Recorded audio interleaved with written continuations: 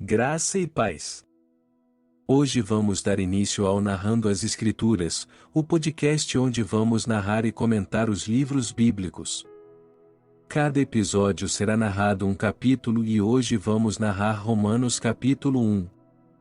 Portanto, já se inscreve, ativa o sininho, deixe o seu gostei e nos ajude a compartilhar as boas novas da salvação. Romanos 1, verso 1.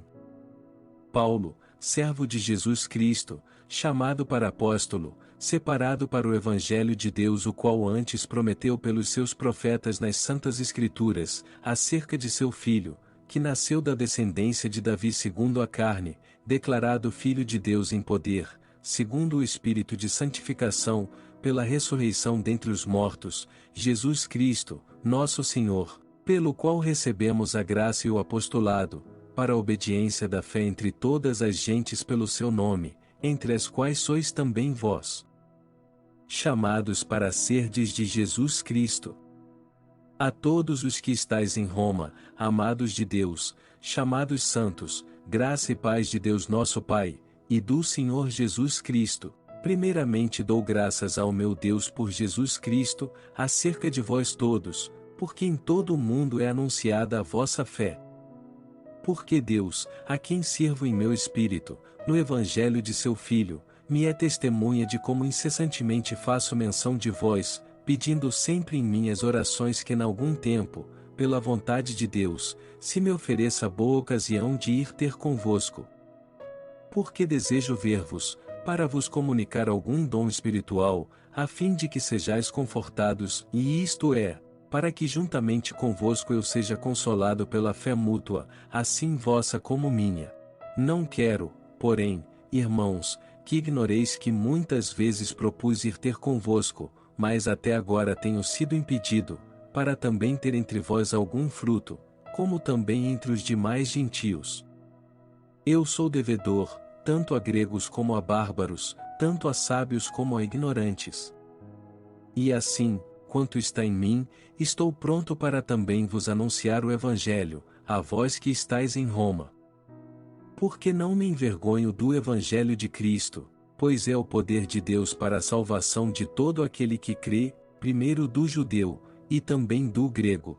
Porque nele se descobre a justiça de Deus de fé em fé, como está escrito, mas o justo viverá pela fé.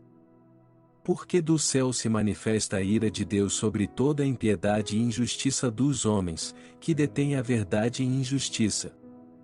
Porquanto o que de Deus se pode conhecer nele se manifesta, porque Deus lhe o manifestou.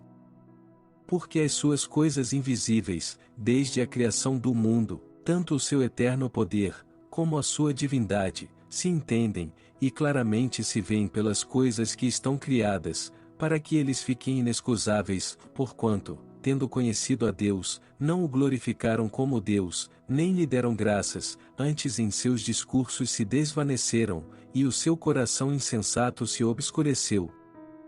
Dizendo-se sábios, tornaram-se loucos, e mudaram a glória do Deus incorruptível em semelhança da imagem de homem corruptível, e de aves, e de quadrúpedes, e de répteis.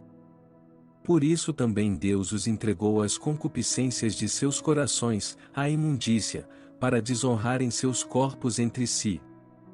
Pois mudaram a verdade de Deus em mentira, e honraram e serviram mais a criatura do que o Criador, que é bendito eternamente. Amém. Por isso Deus os abandonou às paixões infames, porque até as suas mulheres mudaram o uso natural, no contrário à natureza. E semelhantemente, também os homens, deixando o uso natural da mulher, se inflamaram em sua sensualidade uns para com os outros, homens com homens, cometendo torpeza e recebendo em si mesmos a recompensa que convinha ao seu erro.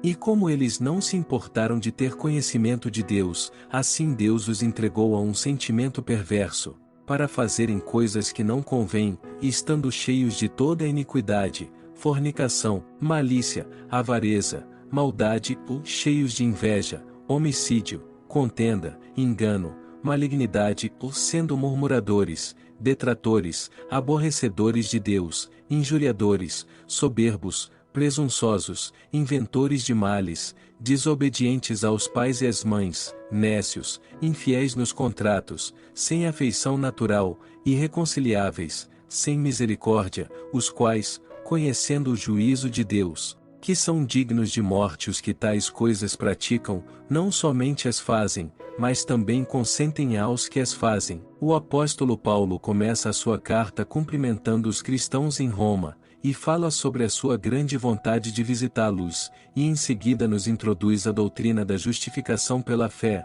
a qual diz que a salvação não é pelas obras, mas pela fé em Cristo Jesus. O apóstolo expõe também o estado de iniquidade que a humanidade estava envolvida, e quão grave eram os seus delitos. Obrigado a você que nos acompanhou até aqui. Não se esqueça de deixar o seu gostei e compartilhar para que as boas novas da salvação sejam espalhadas por toda a terra. Siga-nos no Instagram, @electusmovimente.